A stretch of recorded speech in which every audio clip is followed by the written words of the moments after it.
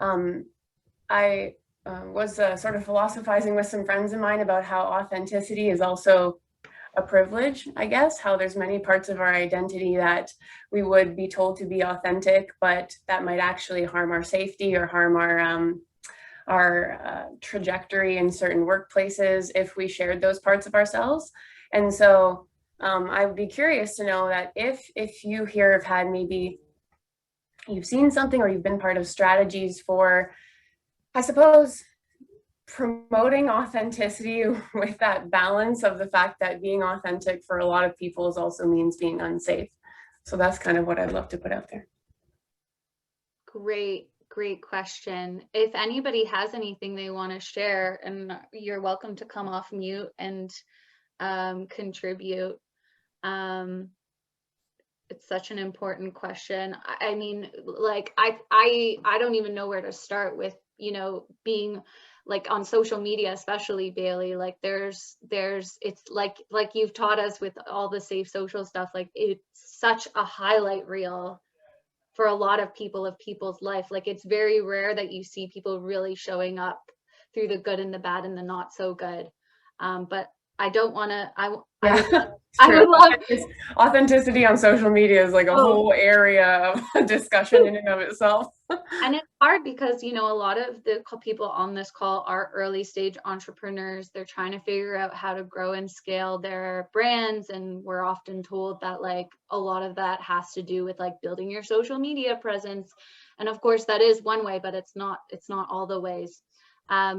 Anybody want to speak to Bailey's question? Bailey, maybe you want to reiterate it. It looks like Anne's got her hand up. Yeah. Go ahead, Anne, if you want to come off mute. Carla, I see you, but I assume it was for something else. Yeah, okay.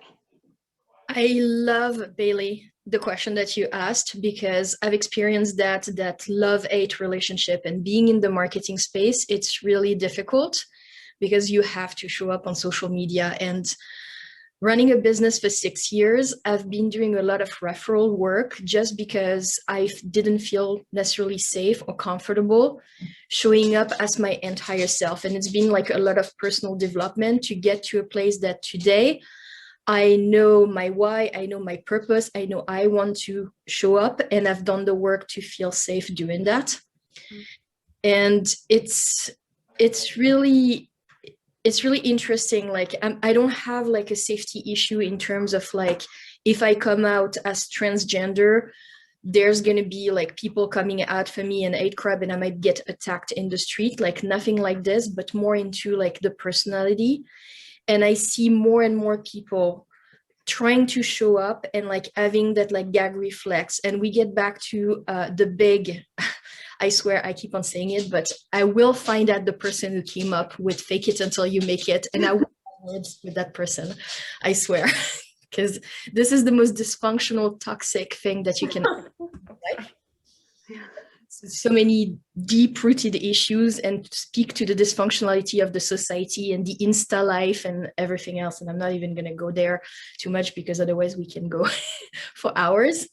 But for me, I find that what really helps me into being able to show up is that deep work and that I do, like the journaling, the what's the thought, and being curious about why is that I'm not comfortable, and asking myself, what would I need to feel comfortable doing X, Y, or Z, or talking or showing up in networking events, whether it's social media or live events or virtual events or online or writing a book. And the big question I've been asking myself lately, and that I ask to other entrepreneurs, is if you could, don't you have that thought all the time being like, oh, I'd love to create this, but, and whatever comes up with the but, it usually ties back to the authenticity and the confidence and safety in showing up. Whether it's like a business offer, whether it's like creating a book, whether it's like showing up on social media or in another event. Like this is really, really interesting. And something else that helped me apart from the deep work and the personal growth and the journaling and the asking myself question and getting back to that childish almost curiosity of like, but why, you know, like the kid poking you, like connect and embrace that inner child that you have that is poking and being like, but why is this? But also like finding the safe places where you can test and take like a baby step and just be like, okay, I'm going to try it out and I'm going to see what people's reaction is. Because when you manage to like take that first steps, you only get validation from people, because people, like 99% of people, are genuinely good and wanting to support you and wanting to help you. And like, it's just like really that first step that is hard. And once you've taken it, it gets easier and easier and easier. So thank you for asking that question, Bailey. I loved it.